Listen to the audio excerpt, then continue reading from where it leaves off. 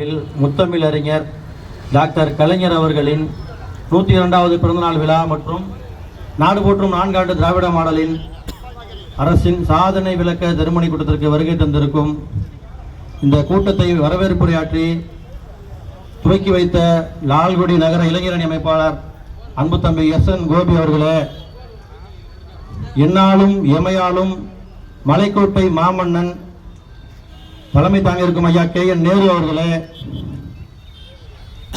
அண்ணன் அருண் நேரு அவர்களே, மாவட்ட செயலாளர் அண்ணன் க. வைரமணி அவர்களே, மாநகர இளைஞரணி துணை செயலாளர் அனந்தகுமார் அவர்களே, மாநில இளைஞரணி துணை செயலாளர் அனந்தகுமார் அவர்களே, அண்ணன் நகர செயலாளர் துரைமாணிக்கன் அவர்களே, இங்கே எனக்கு பின்பு உரையாற்ற இருக்கும் அண்ணன் சீனி விடுதலை அரசு அவர்களே, தலைமை கழக பேச்சாளர் நா. காருண்யா அவர்களே, காலத்தின் கட்டாயம் கருதி ஒவ்வொருவரையும் தனித்தனி பெயர் சொல்லி விழித்தால் காலம் அதிகமாகும் என்பதால் உரைக்குள் செல்லவே விரும்புகிறேன். அண்ணன் விடுதலை அரசு அவர்கள் கிட்டத்தட்ட 15 ஆண்டுகளுக்கு மேலாக எனக்கு பழக்கம். இன்னும் சொல்ல போனால் அவர்கள்தான் என் அரசியல் குருநாதர். 2011 திருவரங்கம் ராமநாள் ஹோட்டல் பேரழிப்பு போராட்டத்திலே தந்தை பெரியார் திராவிடர் கழகம் சார்பில் திருவரங்கத்திலே பெரியார் பாசறை என்று ஒரு அமைப்பை துவங்கி அந்த அமைப்பின் சார்பாக தந்தை பெரியார் திராவிடர் கழகம் நடத்திய ராமநாள் ஹோட்டல் பேரழிப்பு போராட்டத்திலே கலந்து கொண்டு 2 மாத காலம் திருச்சி மத்திய சிறையிலே அவரோடு நெருக்கமாக இருக்கும் வாய்ப்பு எனக்கு கிடைத்தது. அதற்கு முன்பாக வாரம் ஞாயிற்றுக்கிழமையானால் வட்டம் நடராசன் அவர்களின் மகன் அன்பழகன், திருவரங்கம் அன்பழகன் என்று அழைப்பார்கள், அவரின் தலைமையிலே ராயர் தோட்டம் என்று ஒன்று உள்ளது ஸ்ரீரங்கத்திலே, திருவரங்கத்திலே. அங்கே வாரம் கூட்டம் நடத்தி பயிற்சி வகுப்பு போல என்னையெல்லாம் மெருகேற்றி இந்த கொள்கையிலே விடாப்பிடியாக, இந்த கொள்கை தான் இந்த மக்களுக்கான கொள்கை, இந்த கொள்கை தான் இந்த மண்ணிற்கான கொள்கை, பெரியார் தான் நம் தலைவர், அண்ணா தான் நம் தலைவர், கலைஞர் தான் நம் தலைவர் என்று ஒவ்வொரு கூட்டத்திலும் எங்களை நாடி நரம்பை எல்லாம் சுண்டி இழுத்து திராவிட கொள்கையிலே இறுக்கி அமர வைத்த பெருமை அன்பு அண்ணன் ராஜா என்று நாங்கள் செல்லத்தோடு அழைப்போம். ஆனால் அவருக்கு கழகம் வைத்த பெயர் சீனி விடுதலை அரசு. சாதாரண நபர் அல்ல, என்னை போல நூற்றுக்கணக்கான நபர்களை மேடைகள் தோறும் மேடைகளை காதலிக்க வைத்த பெருமையும் அவருக்கு உண்டு. இதுக்கு மேல் அவர்களை பற்றி நான் சொல்லிக்கொண்டே போனால் அதற்கு ஒரு பெரிய வரலாறை தேவைப்படும். அதனால் நான் காலகட்டாயம் கருதி உரைக்குள் செல்ல விரும்புகிறேன். திராவிட மாடல் அரசின் 4 ஆண்டு சாதனை என்பது, இந்த 4 ஆண்டு சாதனை என்பது இதுவரை திமுக ஆட்சியில் எப்பொழுதும் ஏற்படுத்தாத ஒரு அதிர்வலையை உலகம் முழுக்க ஏற்படுத்தியது. இந்த 4 ஆண்டு சாதனை தான் ஸ்டாலின் இஸ் மோஸ்ட் டேஞ்சரஸ் தென் கருணாநிதி என்று சொல்ல வைத்தது. இந்த 4 ஆண்டு சாதனை தான் தமிழ்நாட்டு உலகத்தில் இந்தியாவிலேயே தமிழ்நாட்டை முதன்மை நம்பர் 1 மாநிலமாக மாற்றி காட்டியது. எடுத்துக்காட்டாக கூற வேண்டும் என்றால், நான் பெங்களூரு நகரத்துக்கு சென்றிருந்தேன்.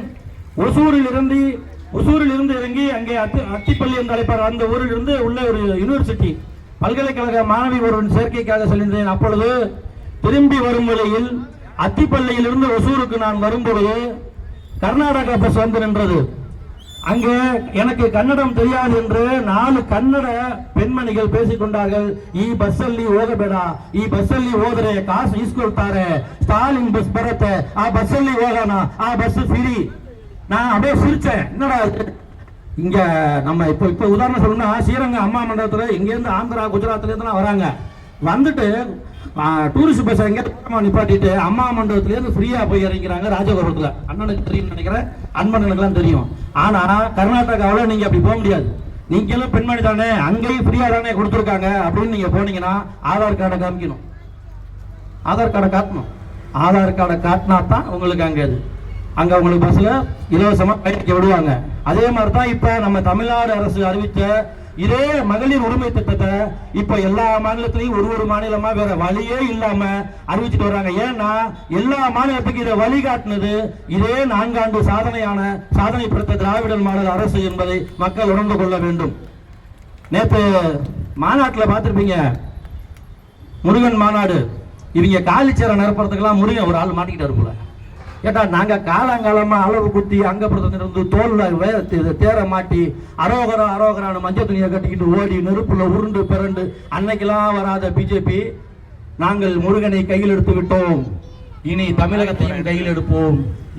எடுத்து பண்ணி சொல்றேன், இதை நான் சொல்லக்கூடாது, இது சீமான் தான் சொல்லுவாரு. என்ன ஒற்றை ஆண்மகனுக்கு பிறந்த யாராருன்னு சொல்றேன், ஒற்றை ஆண்மகனுக்கு பிறந்தவராக இருந்தால் நீங்கள் தமிழ்நாட்டை கையில் எடுத்து பாருங்கள்.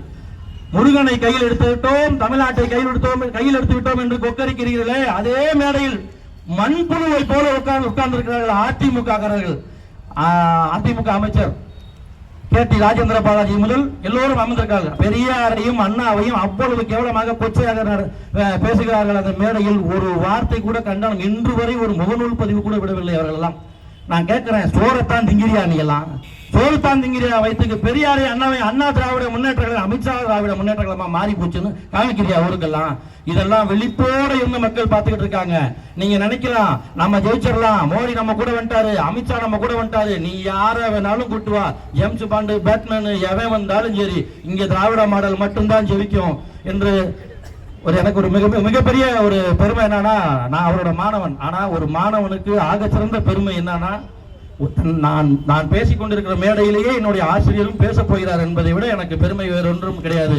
இன்று இரவே மரணம் வந்தாலும் திராவிடம் வாழ்க, திராவிடம் வாழ்க, சாகும் வரை பெரியார், சாம்பலில் பெரியார் என்று சொல்லி மரணிக்கவும் தயார் என்று வாழ்க தளபதி மு.க. ஸ்டாலின், வாழ்க திராவிட மாடல் அரசு என்று கூறி நன்றி, அருமையான வாய்ப்புக்கு நன்றி பாராட்டி விடைபெறுகிறேன். நன்றி, வணக்கம்.